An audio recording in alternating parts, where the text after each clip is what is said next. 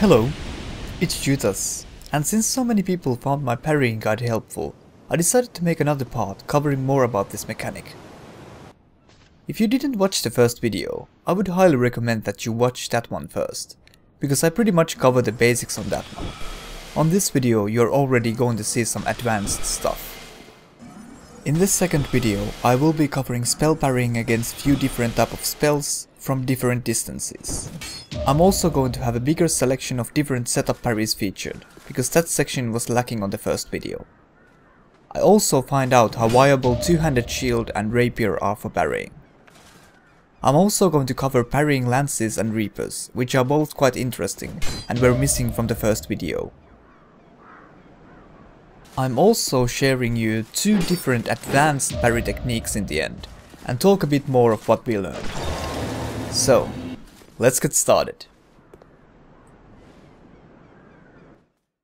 In this first part, we are going to learn how to do some basic spell parrying. Before I start, I must say that parrying spells cannot be taught to be as bulletproof as parrying normal weapons, because so many different factors affect your success in parrying spells. Distance from your opponent's casting speed, the spell your opponent is using, or possible lag can all change how you approach parrying spells. That said, I must say that parrying spells was a lot easier than expected, and can be done, at least against some of the spells. You cannot parry spells that have spread, like Soul Spear Parage or Soul Shower. You also cannot parry Shockwave or, weirdly enough, Soul Greatsword. You can, however, parry all kind of Soul Arrows and Soul Spears, and even the Homing Soul Mass with good success, when you get the timings down. Explaining the timing is pretty hard, because as I said, there are so many factors involved. But hopefully my demonstrations and slow motion will give you a better picture when to parry from different distances. Easiest one of these is Homing Soul Mass, because the timing and distance is always the same. Note: you cannot parry spells without a shield that has a spell parry type parry attack. We tested it and I couldn't parry any spell with a regular shield. Also, King's Mirror Shield works, but I definitely wouldn't recommend it for this. I do not showcase too many spells here, and for that I am sorry. But a lot of these timings can be used against spells with similar speeds. Use these as examples and a basis to learning the timings.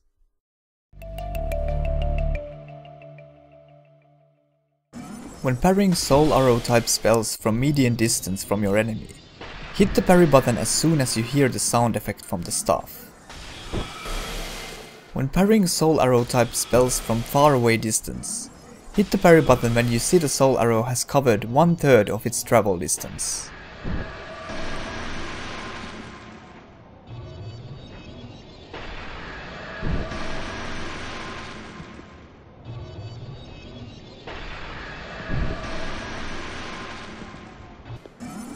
When parrying Soul Arrow type spells from close distance, hit the parry button on the very same time you think the spell is going to launch from the staff.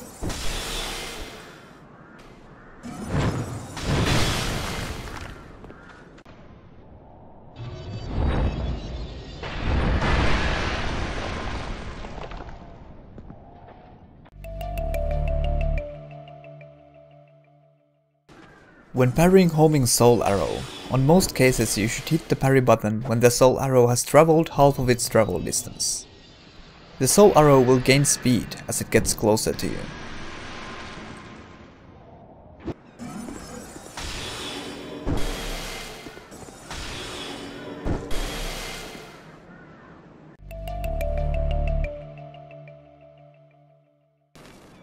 When parrying Dark Orb from close distance, hit the parry button when you see the orb launch from the staff.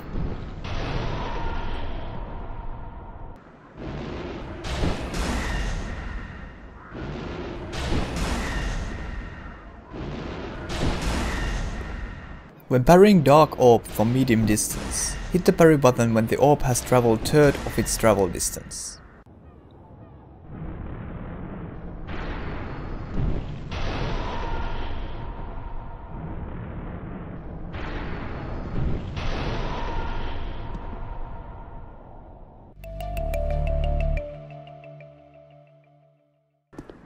When parrying home in Soul Mass, hit the parry immediately as you arrive on 2 running steps distance from your enemy. The timing is always the same.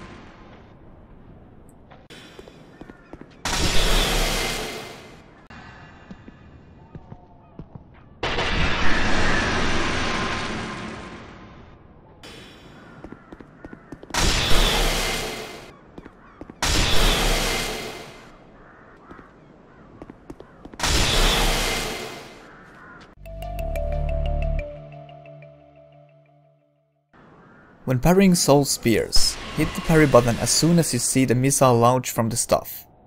These can be tricky to parry from close distances.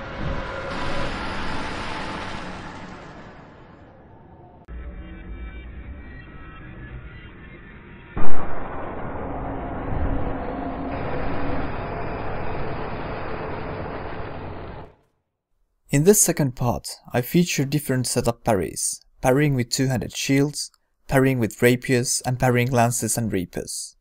I also show some attacks that can be easily parried on the first hit.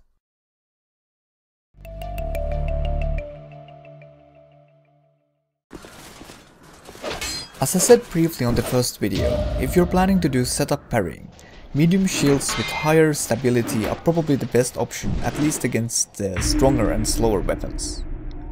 Also, I repeat, it is better to be few steps from your enemy than right on their face.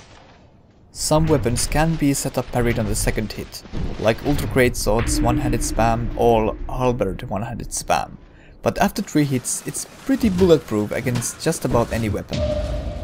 There are few exceptions though. Super fast weapons like rapier or dagger seem to be really difficult to setup parry. Also, lances prove to be very hard against lighter shields.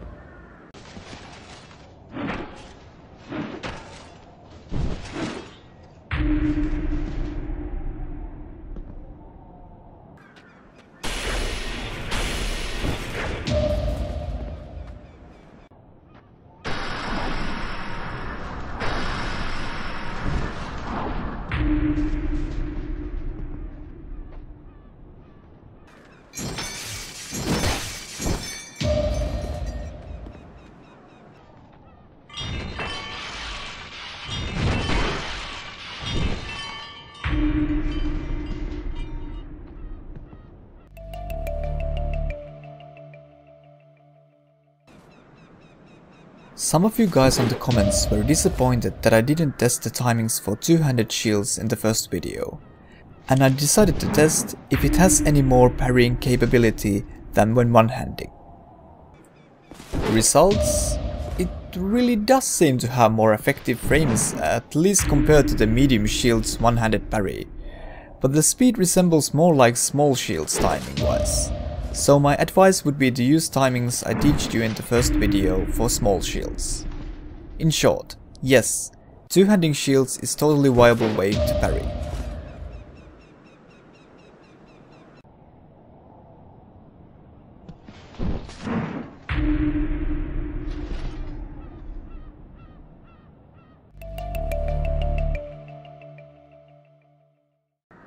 In the first video I forgot to test the rapiers as a parrying tools, so I decided to test these too.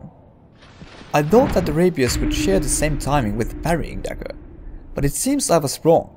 The timing is more similar with the small shields. So yes, rapiers are viable for parrying also, but have different timings as I first expected.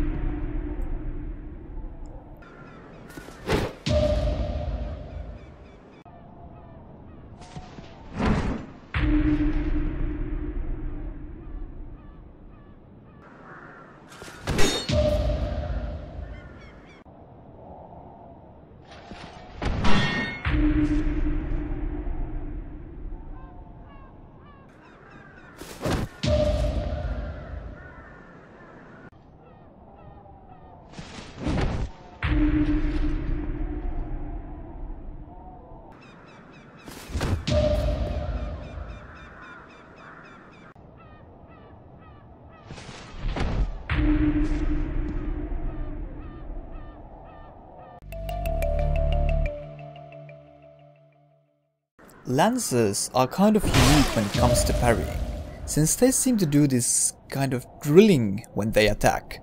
Think of it like a gigantic move in Rickard's rapier.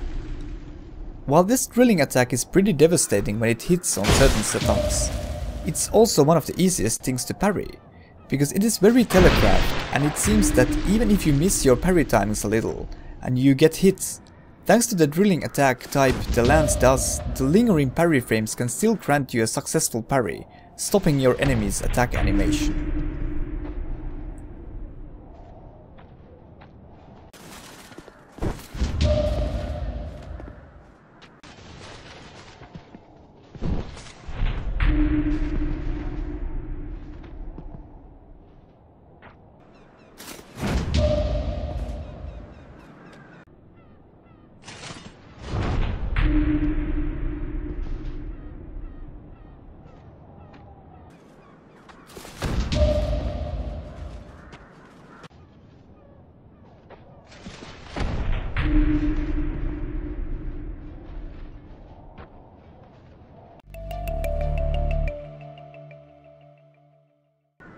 Reapers are also quite unique, since these weapons got hit the hardest by the sweet spot system, and that makes them the hardest weapons class to use at the moment. In order to parry long reapers like Great Sight or Sight of One, you need to parry the sweet spot of the weapon, or you will most likely fail. If you miss the sweet spot though, you shouldn't worry, because it's not like your enemy will deal you any considerable damage, since it means they failed to hit you with the sweet spot also, resulting in ridiculous low damage. So it's very risk-free to parry reapers when you have learned your basic timings.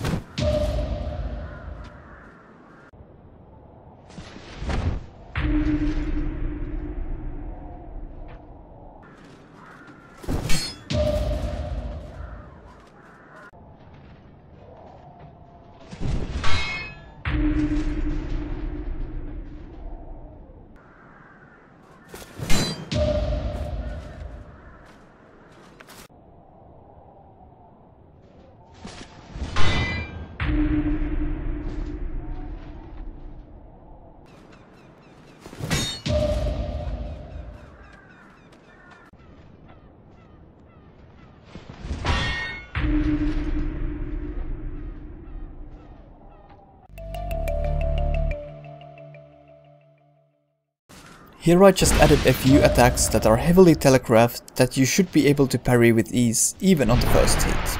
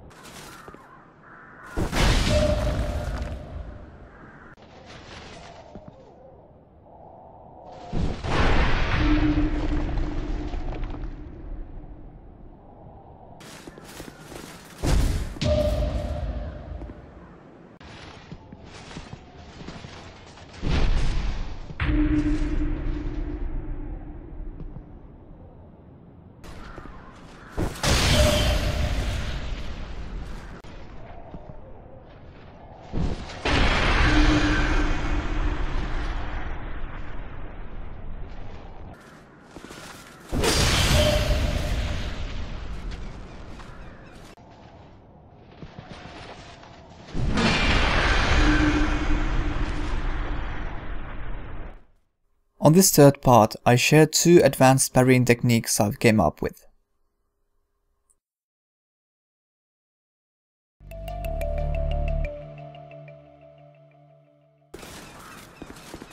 This is a technique I discovered when I wanted to do sort of setup parrying with the parrying dagger, but it works fine with other parrying tools too. So how to do this trick is that when you see that your opponent is spamming more than one attack in a row when you get close to them, just run in and then back hop evade their first attack and immediately hit the parry button after that. It's quite scary how well this simple trick has worked with me against spammers. Against some of the slower weapons, you have to wait a bit after you back hop before pressing the parry button.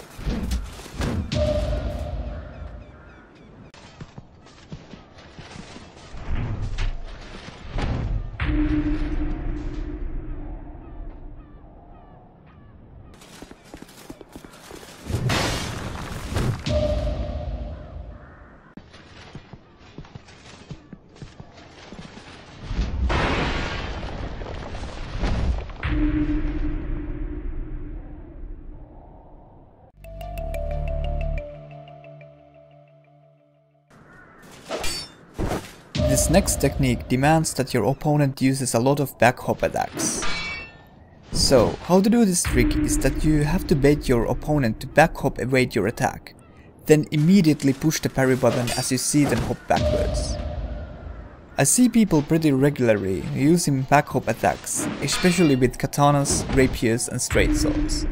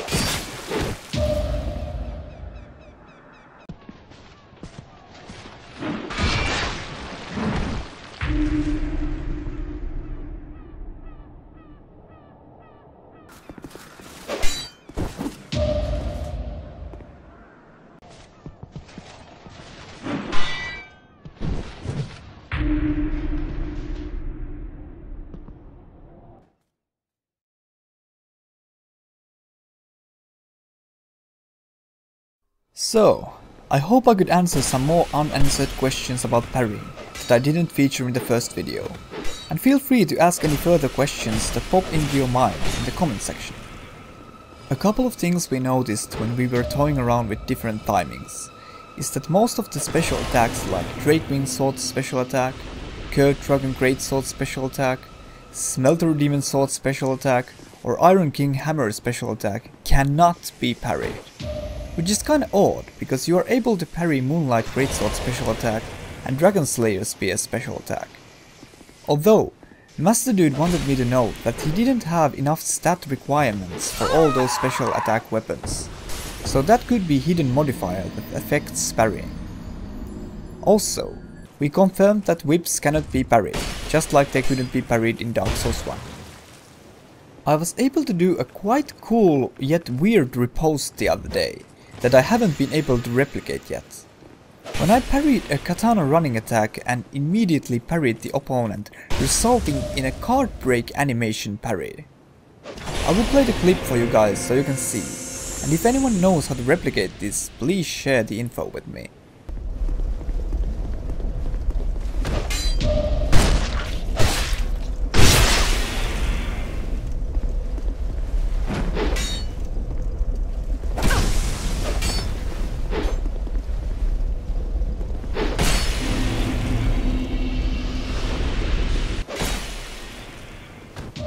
I want to thank Master Dude once again for patiently helping me record all this stuff.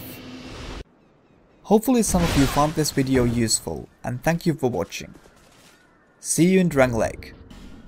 Take care.